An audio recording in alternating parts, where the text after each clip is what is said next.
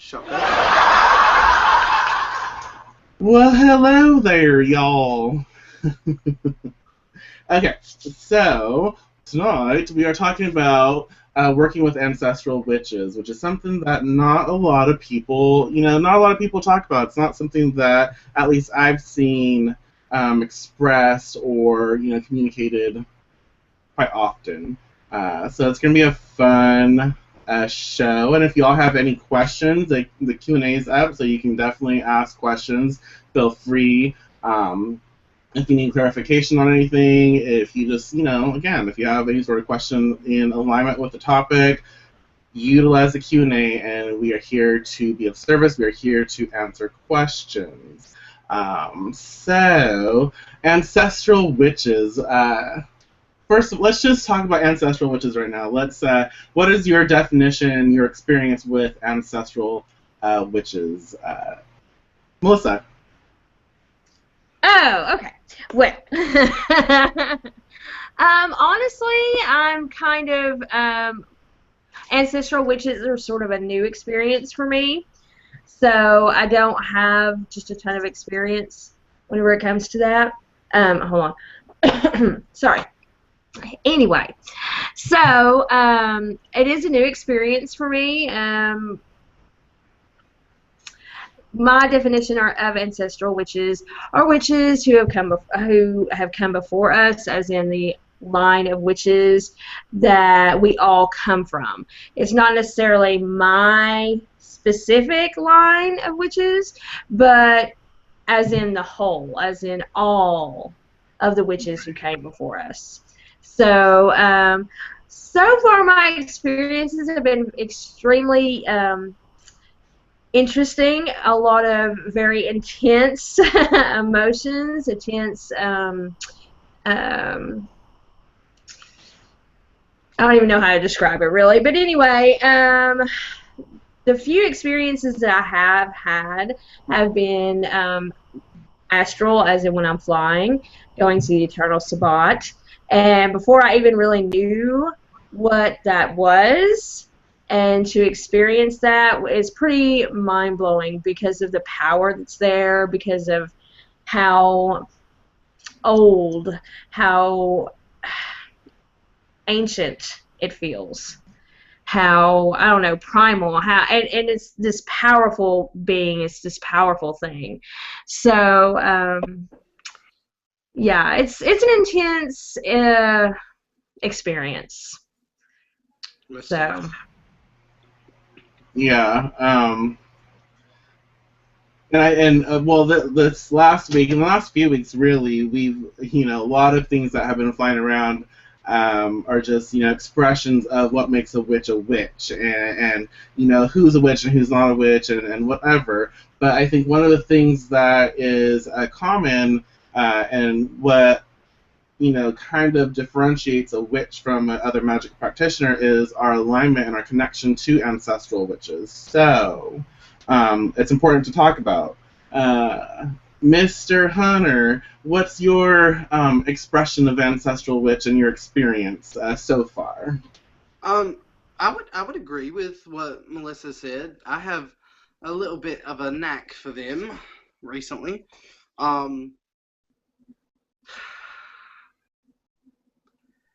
They are our teachers.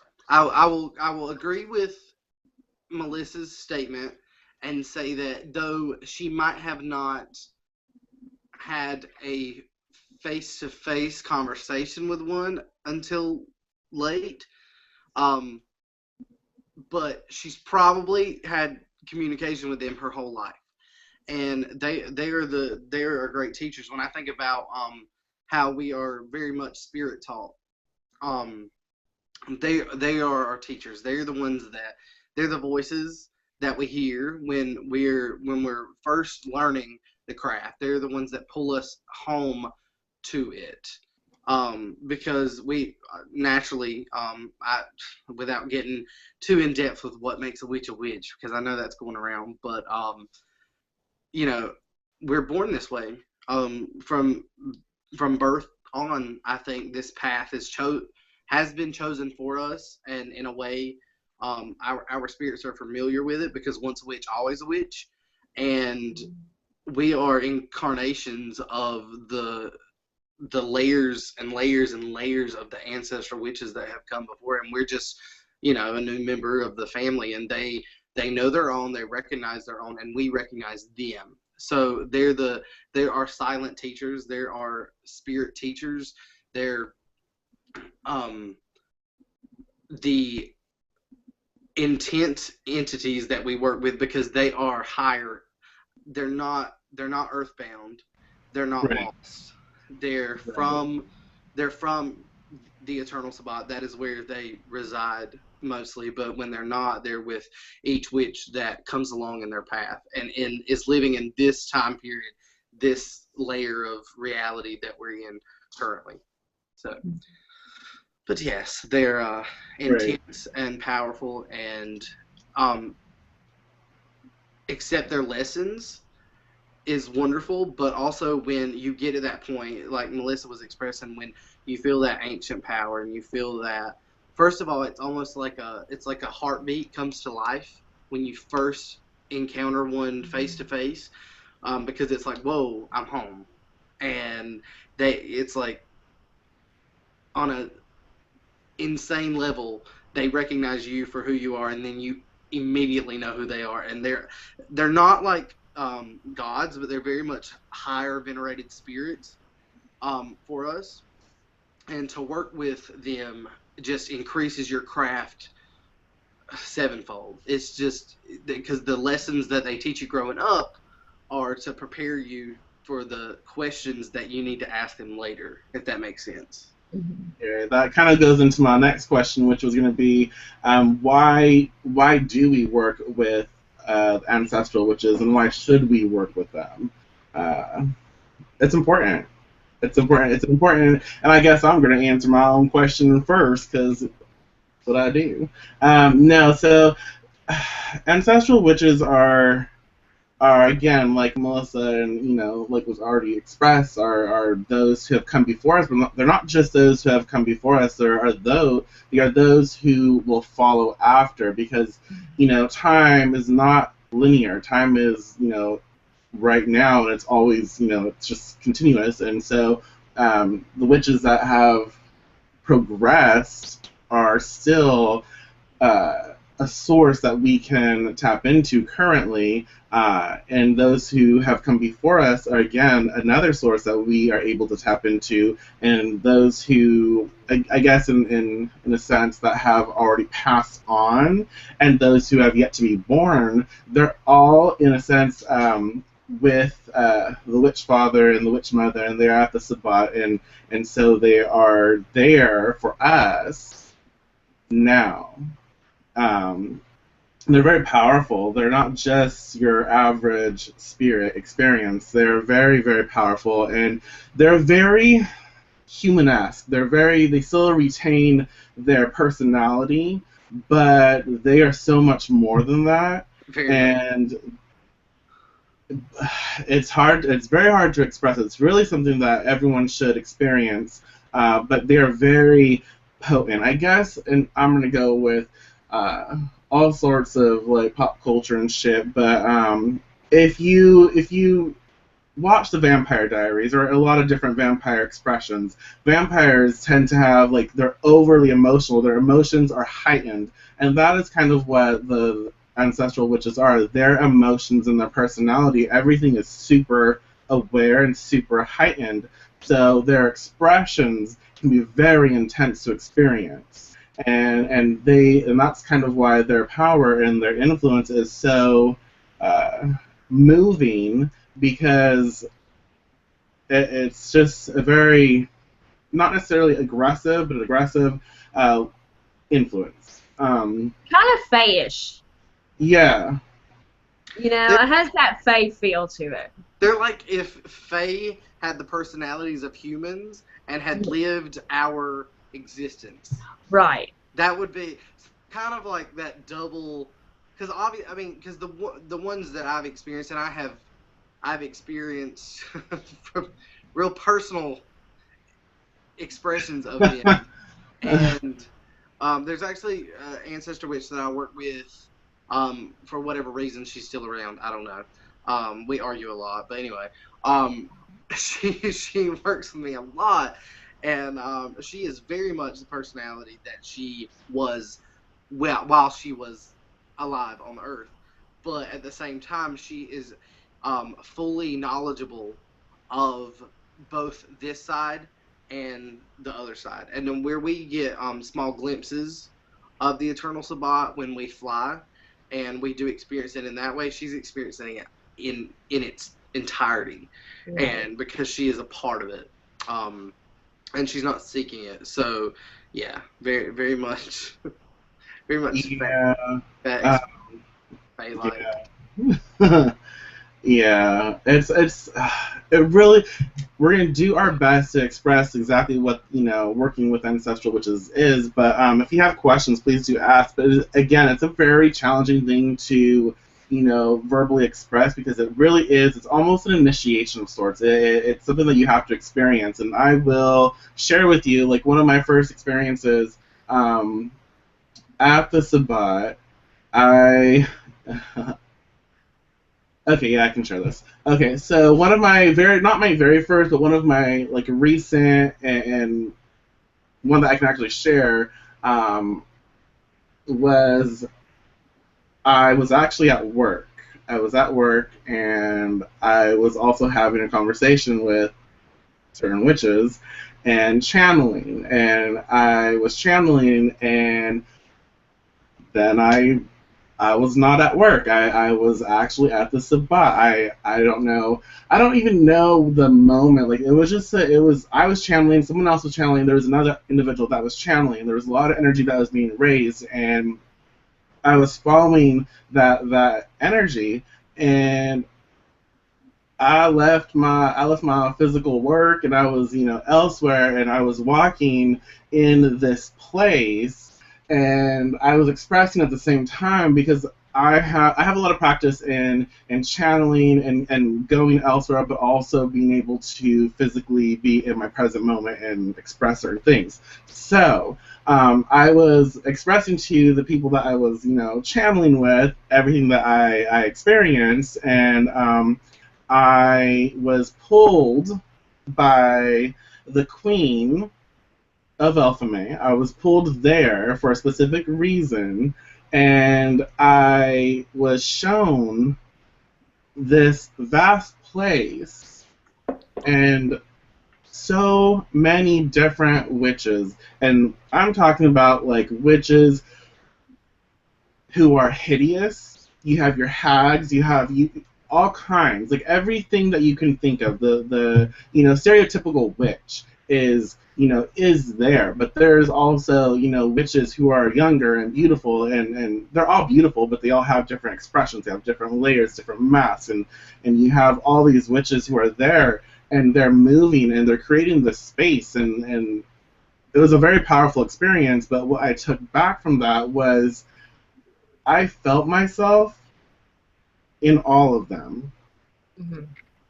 Like, I didn't just, and it gives me the chills now thinking about it, but I didn't just enter that space. I went home, in a sense, and I was reminded that I am witch, and I don't walk alone. And all of these ancestral witches, all these witches who have struggled and who have suffered and who have created change and who have paved the way for us, they are there. They are everywhere, and we are in alignment with them. Like when a witch practices and we do what we do so from that space. And even those witches who don't even understand that's where some of that magic comes from, that's where some of that manifestation, that creation comes from, it still comes from there, because that's where we come from. That's like our essence, in a sense. That's one of our power sources, and that's kind of what flows through us. So it's important to consciously work with ancestral witches, because it's a respect thing, and it's honor thing, and it's a remembrance thing, where you remember who you are, you remember where you come from, you remember what you're capable of. And I've been talking a lot about like pain and suffering lately, but it's important to understand the struggle. It's important to understand the hardships of those who have come before us, and even those currently, those witches who currently struggle, and they have that suffering in their gut, in their pit, because that is their experience, and that fuels something, that drives us, that gives us that influence, that power to create even more change. Because a lot of times when we seek to create change, we do so because we are hurt. We do so because there's something that, you know, we struggle with, that we don't want to feel anymore, or we don't want to live this way anymore. We don't want to have this certain experience anymore, so we want change. So something, you know, triggered us to say, hey, I'm not okay with this. This is not me. I am someone more. I am more, so I can create more. Therefore, I shall. And I'm going on tangent. Shit. Anyways, you can, yeah. Well, But it is important to work with our ancestors, to work with ancestral witches, because they lead you and show you things you probably wouldn't know. Like, okay, like the first time I had one of my most memorable experiences was whenever I had the first real experience I feel like I had with the ancestral witches. Was I was dreaming. I was asleep, you know. I was dreaming, and I had a dream where this woman dressed in a robe was leading me through a graveyard, and it was like really foggy, and she would like point, like there was no words spoken, okay, and she would like, we'd stop by certain headstones, and she'd point, and I'd look at the names, and I was just like, I don't recognize this name. You know, I don't even understand what you're trying to tell me here, you know, because we just stopped by all these, and it seemed to be so random, you know. We would stop by another headstone, she looked, and I'm like, again, you know, maybe I'm just being super thick here, but I don't recognize these names. And then it was like all of a sudden I was more than dreaming, because you can just tell I was raised to a whole different, it's like she grabbed my hand and I was raised to a whole different plane, a whole different level of being. And I walked into this very,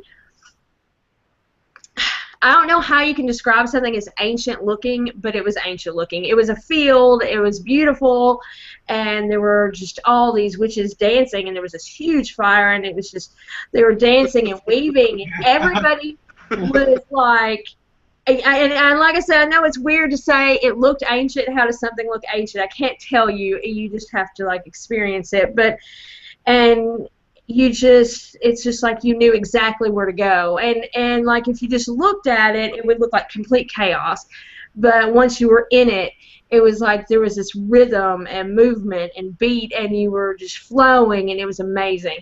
And the next day I walked into a metaphysical shop, and I saw a certain something that I was told to buy. And then I was introduced to another ancestral witch, or ancestor witch, not necessarily ancestral, because I'm pretty sure that we were never related, but it turns out this certain object was extremely important. So, and I know, you know, you just know, you get that feeling, like you feel that same energy, and you feel that same primal beats whenever I saw this object, and I knew that this was important and I had to have it. Right. You know, so they lead you to places where you need to go. They show you things that you need to have in your life in order to understand, you know, in order to evolve, in order to grow. And it's really amazing, you know. And sometimes it's not as strong as others.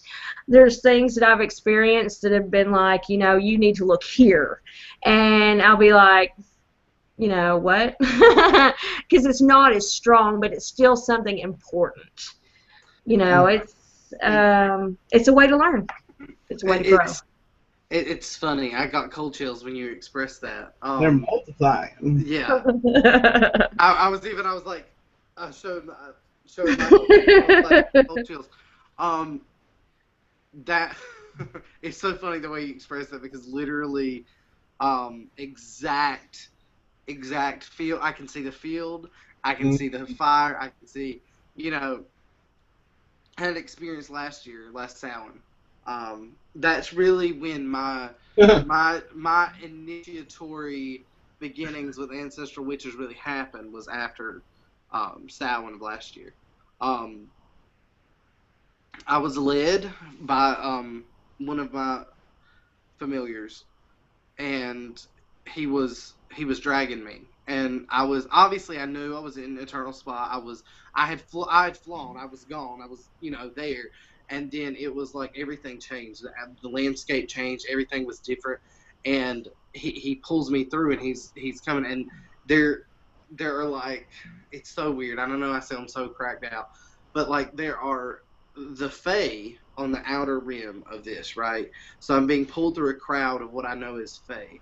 And then and what I'm surrounded by was witches. And they're all surrounding this fire, and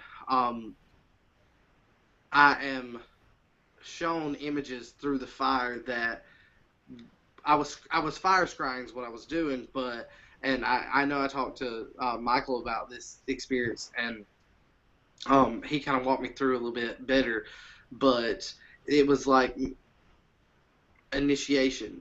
And now it's gotten to the point where I can be working on just a casting or whatever, and I'll be like, okay, I know. So I'm like, I'll get frustrated. I'm like, something's not right about this. This is not going, like, what's going on? And I'll be like, and I'll connect. And when I connect, and this is using your connection in your life, because this happens, and it's not using them. They this is what they're for. This is what they how they guide us.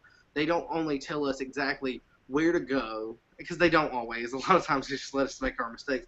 But I will connect, and I'll be like, you need to show me. Like, show me now. I'm being called to do this.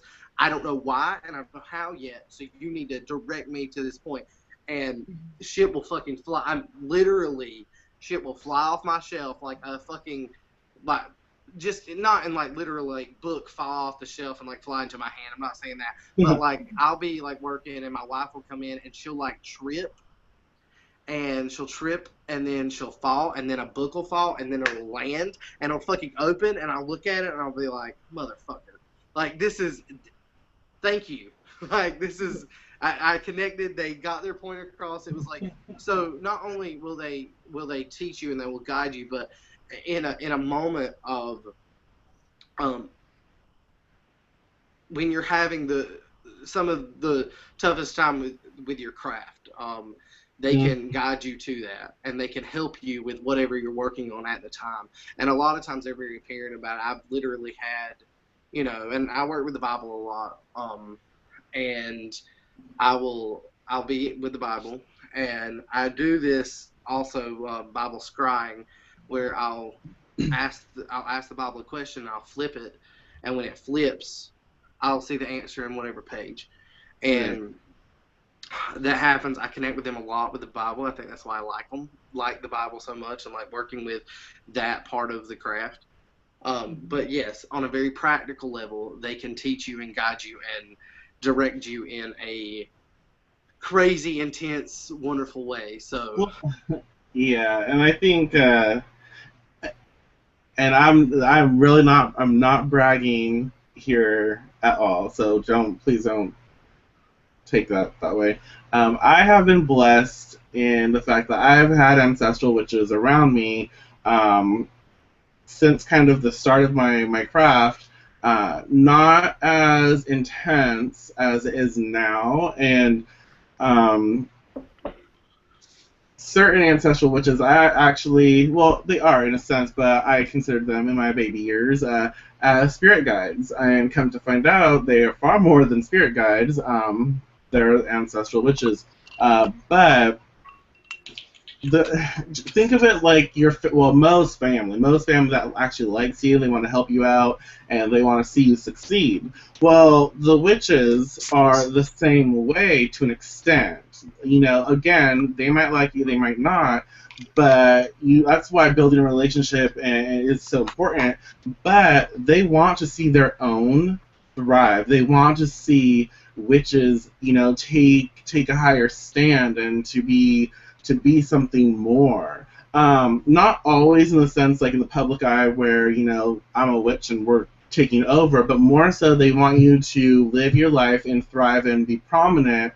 And yes, you're a witch, but that doesn't mean everyone else does. And it's just different for everyone. But they have the power and they have the influence and they have the knowledge backing them because they don't have a physical body anymore, so they can travel and get information. They have so much more accessible to them than they did when they were living. So once a witch, again, always a witch, really. So they have that thirst for learning new things. They have that thirst for creating new, and so they will help the witch, and they will assist you in doing more and progressing more than they did, because it's important because witches are necessary, and it's important for us to continue on and to pass on not just our power, but to pass on our influence and to make sure that others are able to protect themselves and to carry on, a witch's legacy. And so that, again, is so important because how am I going to say this? It's necessary, I think, as a practitioner, as a witch. Why would you turn that down when you know it's there? That's like another added expression, added energy that will help you to get results and to build that connection. And it makes things very interesting, and you have adventures, let's just say that, and it can come to you in so many different ways. I do want to share a little bit on how you can channel and work with, ancestral witches, and some, I guess you can say, like, some would say, like, Marie Laveau would be considered as an ancestral, a link to ancestral witches. And some would say Tituba. There's this hoodoo magazine that talks about working with Tituba, and it was a great article, and I can't remember which one it was, but like hoodoo and conjure, I can't remember. Anyways, but they're, just those are some bigger names that people understand, but name dropping isn't necessary, because there are so many more witches that people don't really, realize. But a really good way to start your connection, and this is good for any sort of channeling. So, did I freeze? A little bit, but you're good. Oh shit. Oh, right. Then let me go a little slower just in case. So this is really great for any sort of psychic work and any sort of channeling. But basically what you do is just focus on your breath, breathe in and hold it for like 3 counts, and place your hand. I always like to place my hand on my heart, and just make sure, just to focus and to travel and to just connect. And that grounds me, and that allows me to really pay attention to everything that's going on inside, and as well pay attention to the subtle energies that are around me.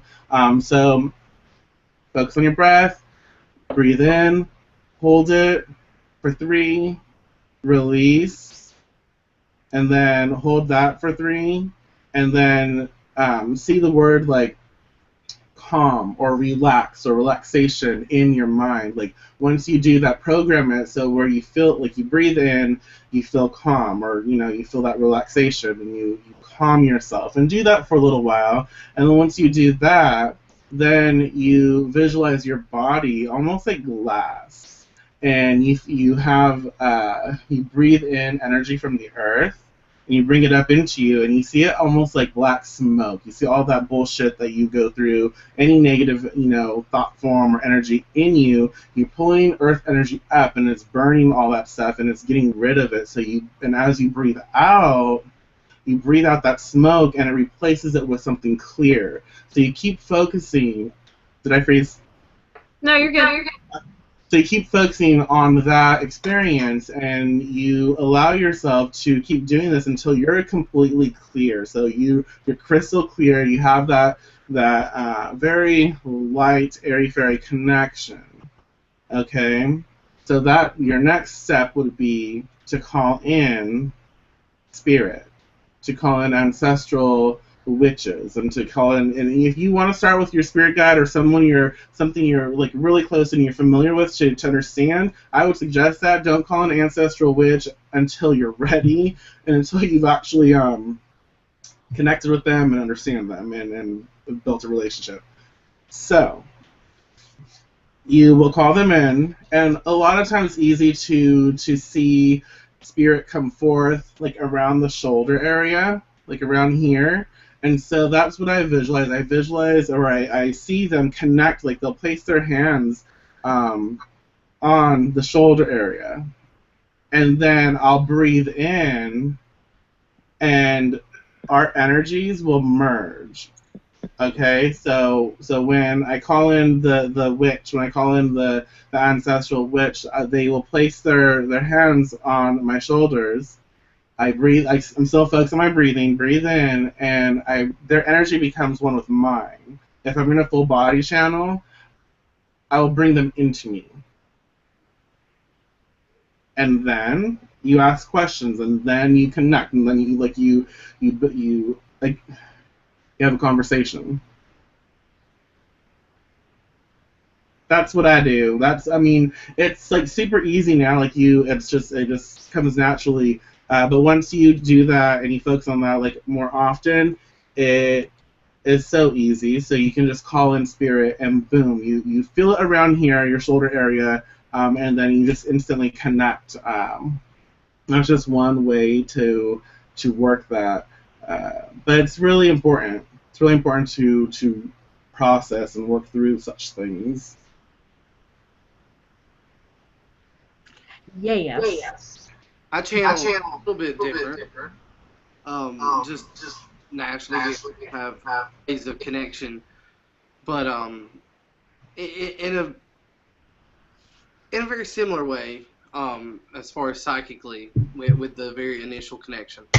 I don't know how many people know this. I'm a chanter. I chant. I chant when I fly.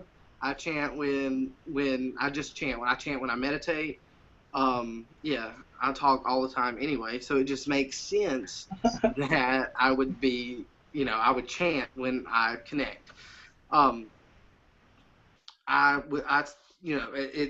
It's stupid simple, but it really helps me connect. So when I need to pull in to the whole and I need to tap into witch, as in the ancestral witches, and it's a very different because when I'm calling one, I'll be very specific if I've worked with that one prior to that. But when I'm tapping into, like, it's almost as if you're pulling them into you and you're pushing yourself into them all at once. And I will say, because there's a very good chance that we are blood related to a lot of the ancestral witches. So I will say blood of my blood, spirit of my spirit, crafter of my craft, and I will continue it until I connect. When I push myself out, I bring them in, and I'm tapping into that fluid.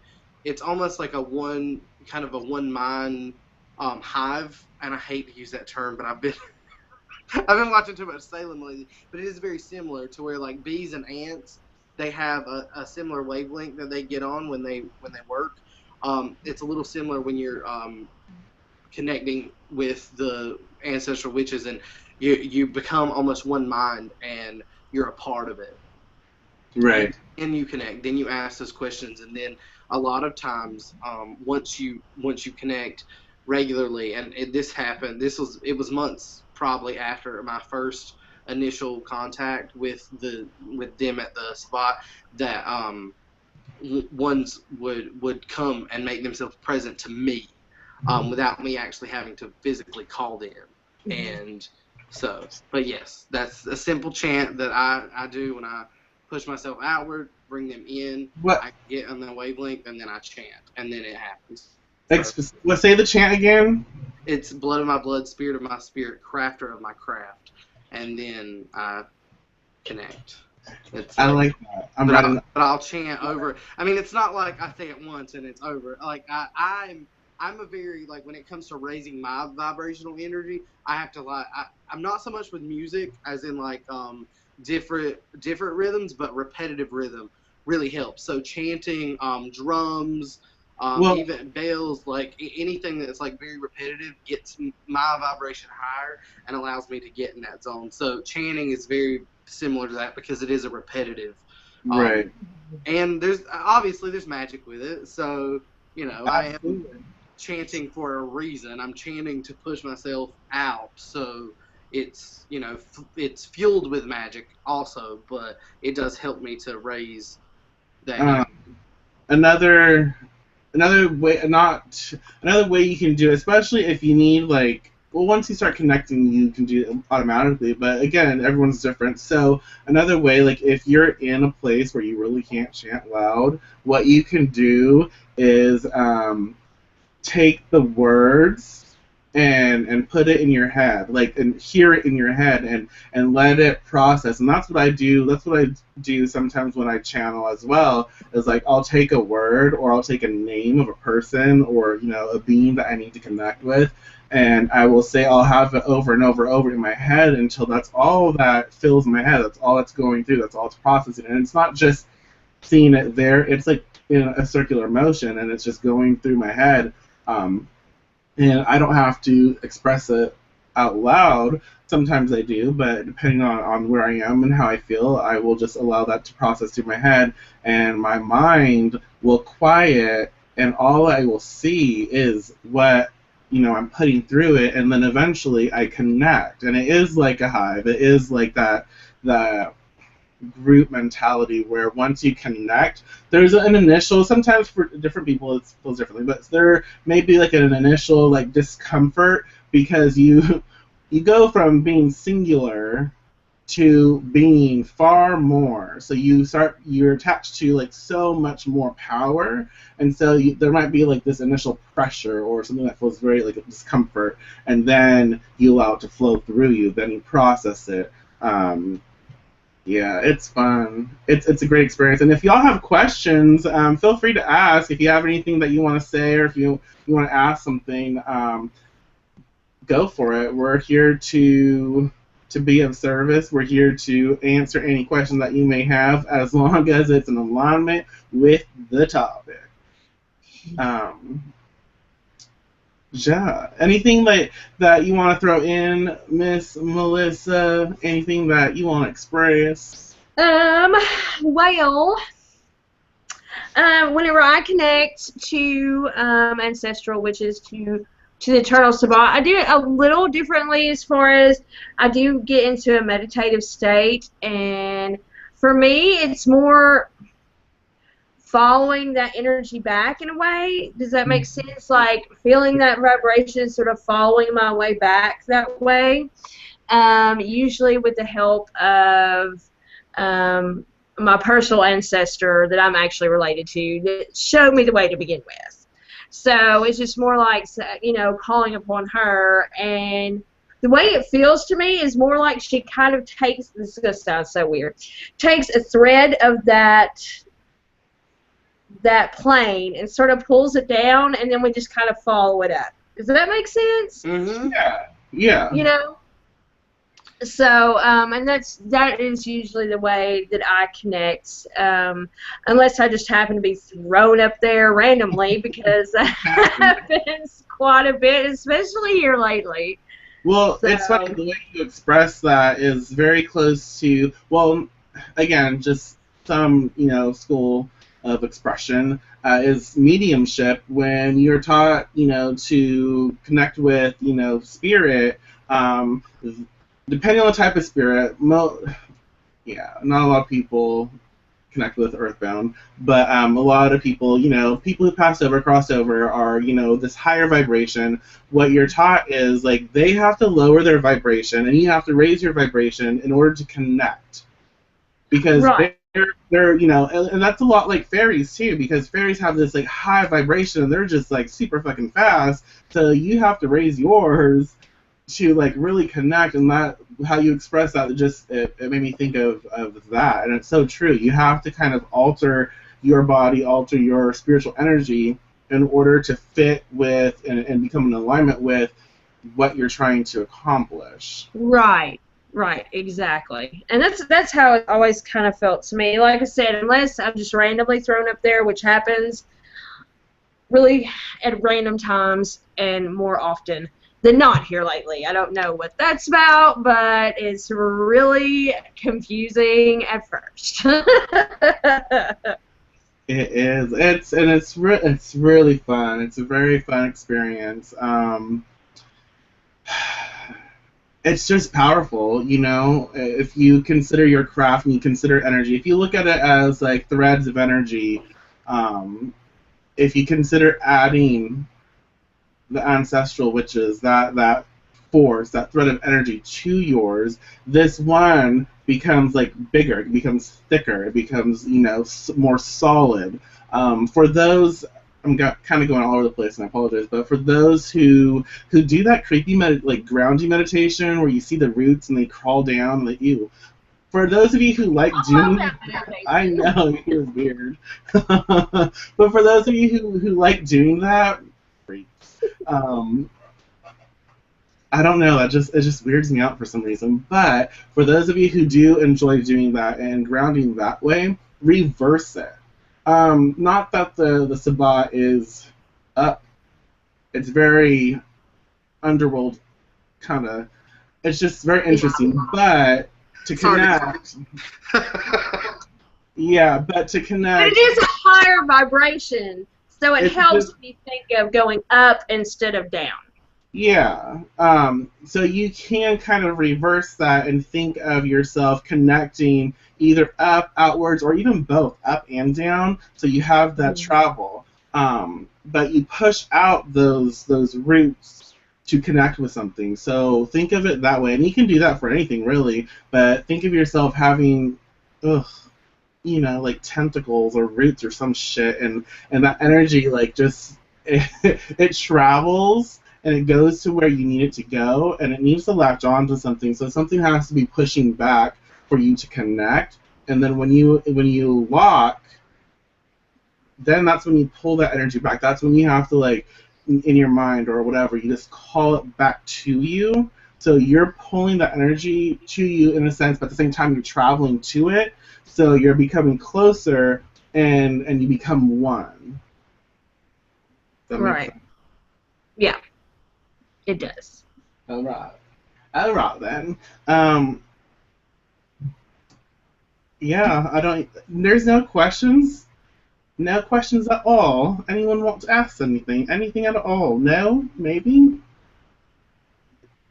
Are we making sense? Are you enjoying the rambles? I think it's a little bit intimidating at first because this is not commonly taught. But you're not going to find working with a lot of ancestral witches in books. You're not going to find a lot of people that will talk about it. It's just one of those things that you just don't hear about often. And if you're going to get that traditional education, you're not going to totally hear about it, very often. But I think it's something that should be taught, because ancestors, as in our blood ancestors or our whatever spirit ancestors, whatever you want, whoever you fucking connect with, as like on that level, that's plugged often. In like a spiritual practice, connect with your ancestors, let them teach you the lessons that they, need to pass on, blah, blah. This is the same, we're talking same exact thing, only this is witches. and this is a little bit different because they are in a different place. They're not the ancestors of the, passed on family members that we have. I mean, they could be. It depends if they're witches or not. But they're just in a different place, and you connect with them a little different because they are not like the normal, crossed over spirits. They're not earthbound spirits. They're very much on a completely different plane than what you're used to connecting with. So it takes some practice, but once you do, it's very well worth it. And you are being pulled by the ancestral witches, regardless if you know it or not. Right. It's those little. A lot of times, it's that voice in your head, almost to a certain degree, that when you're working magic, and especially when you do something very instinctually, that you've never done before, but you know what you're doing. Because that, we all have, especially growing up when we're younger, we all have those moments where we're practicing magic and it's coming very natural to us, and we're not entirely sure where the instructions are coming from, but it's happening. That's Ancestral Witches right there. That's like the perfect example of you being led by the witches of the Eternal Sabbat. And I don't normally call them the Ancestral Witches. I call them the Ancients. So we have very different terminology for them. Same thing. I just don't like. For some reason, Ancestral Witches bugs me because I think in people's like minds they think, oh well, I have to be connected to a witch for it to be an ancestral witch, like by blood, and then they're like, oh shit, I don't have any witches in my family, like I'm muggle-born, like blah blah blah, and like that's not the case, because you got witch in your bloodline and you got witch in your spirit line, so you're connected regardless. But yeah, they might have died like 5 generations back, so therefore you don't know them. But yeah. Yeah, that is absolutely true, Miss Susie. Some may not be familiar with the Eternal Sabbat.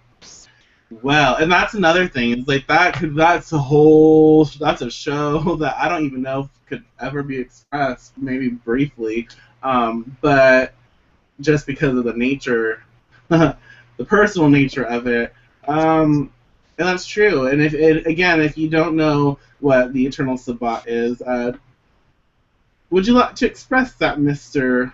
Hunter? Would you like to take that one? Naturally, you would give that one to me. I would. How do you put into words something that can't really be? Okay, this is gonna be. Oh my gosh, this is so blasphemous. This is horrible.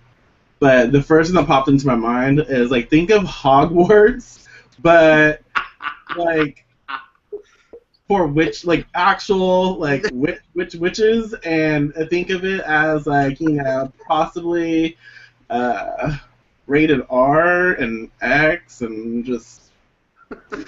No, okay. This is what I'll explain. It's a little bit different than Hogwarts. It's like. The Eternal Sabbat is in a very basic level, it is where the Witch Father and the Witch Mother resides. It is Elfame. It is the land of the Fae. It is the fairy realm. It is the spirit realm. It is... And it's not necessarily to say that the dead don't always go there, because sometimes they do. So it's not really heaven, but it's like witch heaven. But... I'm fucking this up so bad, but like. No, you're doing good. So like. And Hogwarts.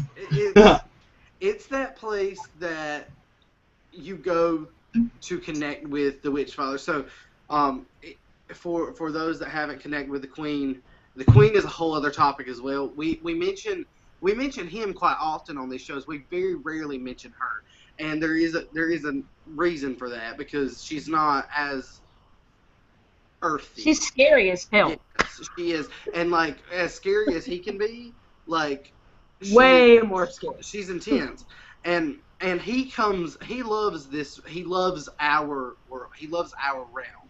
So he does. I mean, this is where his domain is as well. But when on the spiritual level, when he's not in those dark and shadowy places of the woods where you feel him, you can connect him to the mount. And I call it the mount, the eternal Sabbat. Like, I have different terminology for it as Right. well. Because a lot of times when I go and I'm connected, I can't go there like I want to go there, but it's very sexual, very primal, very Well, raw energy. So think heaven, only you can get here from here, or you can get there from here if you're a witch. So you can connect and you can go there. So there's not like this closed door policy. Um, right. Well, like, I think you expressed it best how do, how do you when put?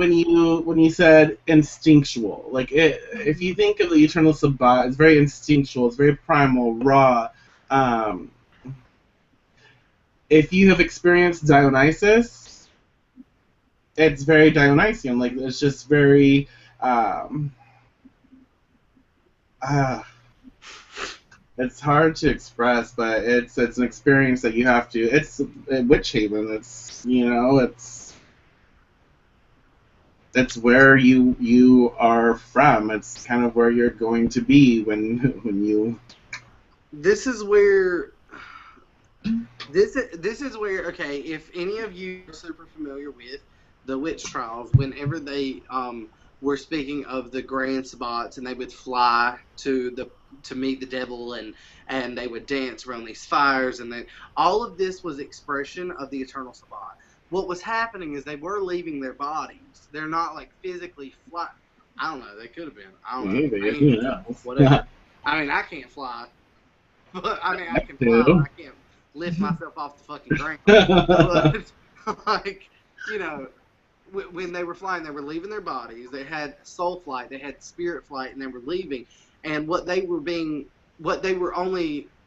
their limited knowledge of what was going on could be expressed to people with even less and even more limited knowledge, could handle and record. It is very much like that. They would leave. They would go. Isabel Gowdy, for example, she speaks of leaving, flying with the dead. She speaks of flying to him and with him, and having dinner with the Queen of Elfame.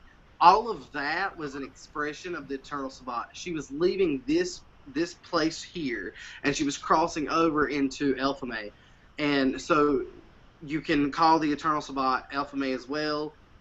You can call it the other side. You can call it the fairy world if you want, because it is the fairy realm. It very much so is. But you know, when you say, "Oh, I'm gonna go," people have this idea of like fairy realm, and they're like, "Oh, it's all bubbly and wonderful and great." That Not so motherfucker is much. scary as shit the first time you ever go. Right. So yes, that in an essence, it is the fairy world. So you can explain it like that. But read up on the witch trials and this expression of where they were going, where they were flying, where they were meeting up with the devil and the queen. And if you don't want to call him the devil, call him the witch father, call him the old one, call him the horned one, whatever the fuck, old horny, scrap. There's 1,000 names for him. Black Phillip, if you want to go there. Like, whatever. But Whatever. this is what they were experiencing, and this is what their knowledge of what was going on could be expressed. Obviously, now we have more vocabulary that can help us, but you can see how hard it is for us, and I consider us three very intelligent people, and to express it to express that live is so hard. I think So, it's a challenge. I think to express anything that you have to experience, and Right. and everyone, while there are commonalities, everyone has that different like intense experience. They have it filtered through them, and it can be scary. I think it's scary the first time for anyone, but the variance in how scary it can be is determined on the type of witch and their beliefs and the stuff that they processed before. So it's a challenge to express something that's constantly changing, and that you really just have to experience, and that's not a cop out. It's just that's just what it is. Well, it's like that old artwork where you have like the satyr and all these nymphs dancing on this in this little corner, and then you have all these other people like screaming in this corner, and then you have people like eating and stuffing their face over here. It's kind of like that. You know, it's like depending on where your focus is at the time, it's going to, it's going to be different.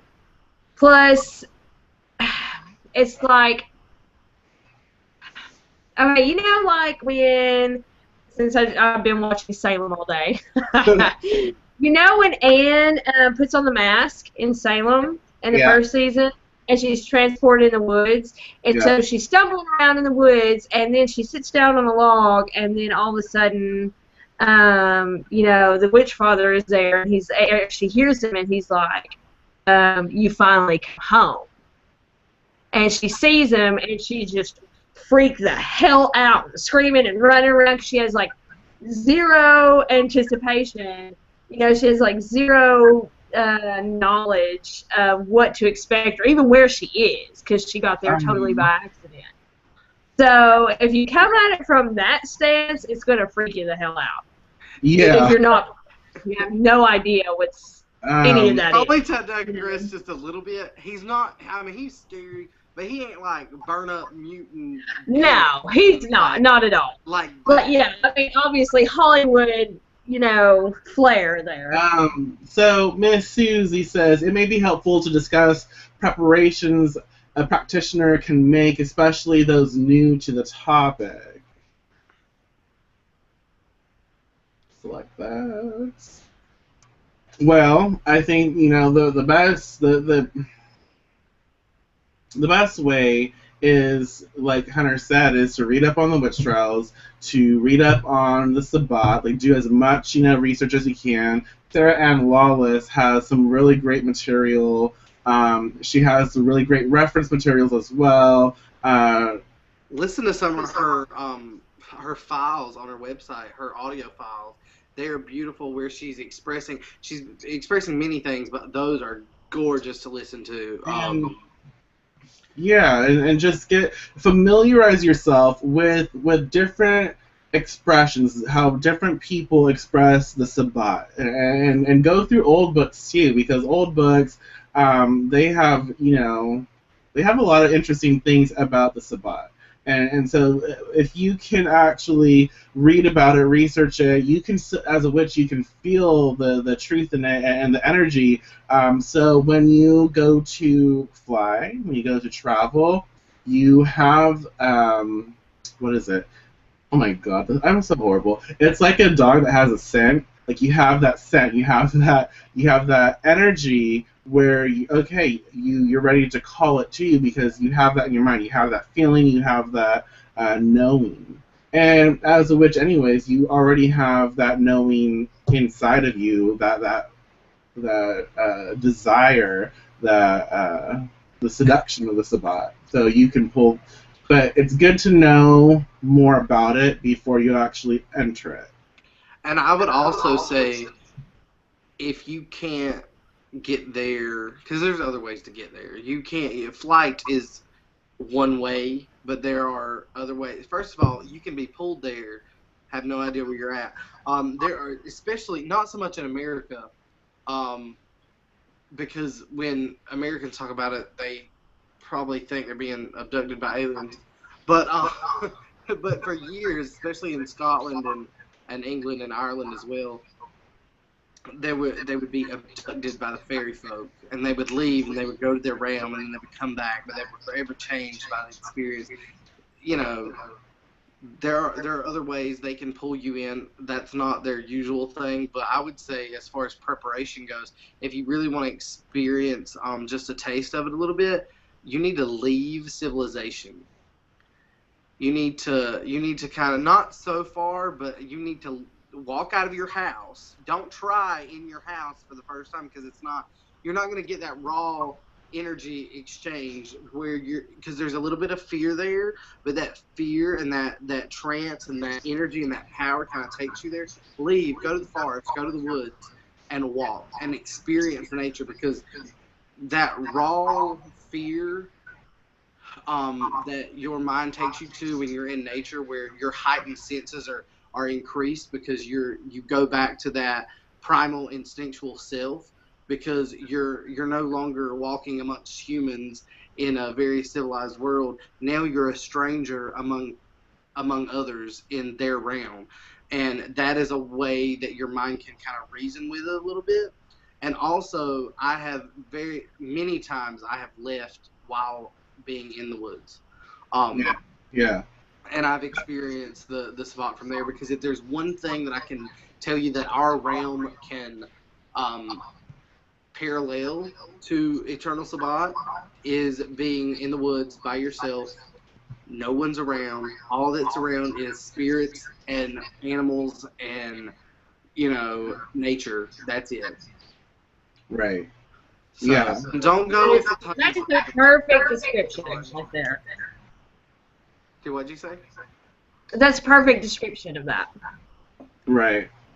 Perfect. Yeah. I'm trying to. Well, you just have to want it too. You have to desire it, and you're right. Go out in nature, like you expressed, but you have to also get past that fear, because that fear is going to hold you back in a sense. It's good to have a little fear, but if you fear it too much, it's just not going to be pleasant. Take the fear, utilize it. Yeah, channel that fear into something more productive. Another thing that it would be beneficial, it's not necessary, but it might be for you, it depends, is to research and practice and be well at trance, remote viewing, and astral travel. If you have a knack for any one of those things, you can utilize that to enter a different place. And a really good thing to do as well is to get a drumming CD and focus on the beats and travel with it and focus on the different tunes and the different expressions, and allow your mind to follow it and leave. And it's just... that helps. Chant horse and haddock in the devil's name. I swear to God, I still use it. There's nothing wrong with that. Because when I can't get a good beat, I don't like technology, so I don't really like. I don't like to mix like my phone and like flying, because for some reason it bugs me out. So I'll chant, because I don't want to like be outside with my phone playing a drum beat to like trance out to. So I will chant. I will horse and haddock in the devil's name. For all those that don't know where that comes from, it's derived from the trials of Isabel Gowdy, very, very famous Scottish witch. She said that she would chant horse and haddock in the devil's name, and it goes on. There's a little bit more to it, but that was a way for her to fly out, was horse and haddock in the devil's name, and so I still use it. Well, yeah, and if you're blessed to have a drum, I want a drum so bad, but you can do that, and that is even more like amazing and powerful, just by following. This sounds so bad. Following your own beat and the way that you pound your drum, and shit. I feel like mine would sound like hitting a cardboard box over and over again, like. Because I'm not musically talented whatsoever, so I'd fuck it up. I'd find a way to fuck it up. Shit. And Miss Susie says, if memory serves me, I think there's a mention in Cochrane's work, and I believe so. It's been a while since I've... Oh, Robert. Yes. I believe so. But and again, do yourself, any witch really, do yourself a favor and just read. And I said this in a different place, but read different resources, not just from Llewellyn. You want to do three-hand press, like Scarlet Imprint, smaller publications, Troy books. get familiar with how other people practice and how other people express, and that are writing more about like traditional witchcraft, folk magic, and expressions like that. Um, Read Robert Cochrane's work, because he's very famous with the treading the meal ritual, and that mhm. is yet again, bam, another way to trance out, another way to experience that. So yeah, Hey, yeah. listen to Miss Susie, she's so wise. She is like, She is. we love Susie. Yeah. So and you just have to experience it. Like, do your best to research, ancestral witches. Do your best to make it an intent, like make it a point to focus on that energy, and even on your altar, make a place for ancestral witches. I have this crazy shit right here. It's all dedicated to ancestral witches. And yes, it's Um, Also, this just popped in my head, and I think it's a neat exercise to try, especially if you're a beginner. A lot of people are very practiced in drawing a circle. Um, I don't cast circles, but I compasses, so I just said draw a circle, but that whatever. I do. I draw compasses, and the difference between a circle and a compass is that the casting a circle is like a barrier of protection, whereas drawing a compass is actually the theory behind the drawing of the compass is to take you from mundane to arcane. So as you draw it, there's a physical, like trance-like state that you can go in, and that's very similar and hugely. You could argue that the circle and the compass are very similar, so you can incorporate the circle casting and state your purpose in your mind, keep repeating it, that you're not, that instead of forming a barrier, you're transferring yourself from this plane to the other for the for the purpose of connecting with the ancestral witches or the ancients. right. And Right. again, Miss Susie, she's full of gems. She says, if you're fortunate to have access to witchcraft museums, archives, then utilize them. Hell yeah. Shit. I'm jealous of those who have that. I don't know where I'm going to ask Susie a question really quickly. Have you ever been to the Museum of Witchcraft in Boss Castle? We'll wait and find out. Yeah, I want to know because I want her to tell me about it. Yeah, and then, okay, so one more, I guess, thing that I would express is, if you want to channel and work with ancestral witches, if you want to connect to the eternal Sabbat, a really great, and she said yes, she has. So a really great Oh my goodness, way to kind of anchor is to utilize black obsidian. There's just something about black obsidian that connects so well with the witch father, the witch mother, the ancestral witches, and the eternal Sabbat. Oh, and Hunter, she says it's fabulous. I love the black obsidian to anchor. I would also add working with such herbs as, and I mean, do your research. I'm not trying to tell you to like drink a whole bunch of mugwort and trance out and go fucking crazy, but like mugwort, yarrow. There's other herbs that I'm going to tell you. I'm not going to say live, but hit me up. I'll tell you. Like, but like any of the herbs that are really good with psychic development and psychic awareness, like especially mugwort and yarrow, because I just use them. Calendula too. That combination, all three of them, is working with them is incredibly intense. Or marigold, whatever you want to call it. Making a tea of yarrow and mugwort it's going to taste bloody awful, just nasty.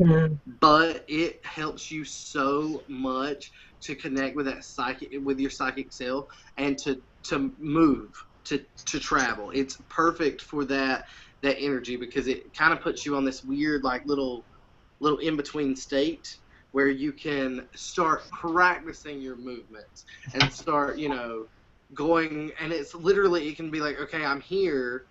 I want to go to my bedroom because I'm in my living room, and then you move from your living room to your bedroom and then back, and and just keep on making movements like that until you get used to, like, leaving and traveling, and then it's a bit easier, especially when you're very well read on your destination. So obviously, you know your house pretty well, so that's right. Thing to do. You But use yourself with, your like, magical tools as well to, as far as to help you connect and travel. If you're outside, you can use if you work with a staff, you can use your staff. Place on the ground, connect with that tool, and it connects you from as above, so below kind of situation. Athames too, I'm sure would work. I use a staff, so I don't know about Athames. I don't have one, but I'm sure they would work as well. Is that? We are. We gotta go, but before we do, I also want to express, like, a really, like, when you said outside and staff, I don't know why it hit me, but it did. Connecting to the spirit of the land is also another way that you can enter the eternal Sabbat. Having that land connection, that spirit of the land is able to almost transfer you. Going outside and kind of laying on the grass and just, like, you can get pulled into that space. So use your imagination and your communication with the land spirits and figure it out. Is there anything else that y'all would like to say before we let Pace? I'm good. Well, no? All right, then. I hope everyone enjoyed the show. If you have any questions at all about anything that we talked about, please leave them in the comments, or ask them in the group, and we'll talk about it in the group, the Deviant Witchery group. Yeah. So, peace.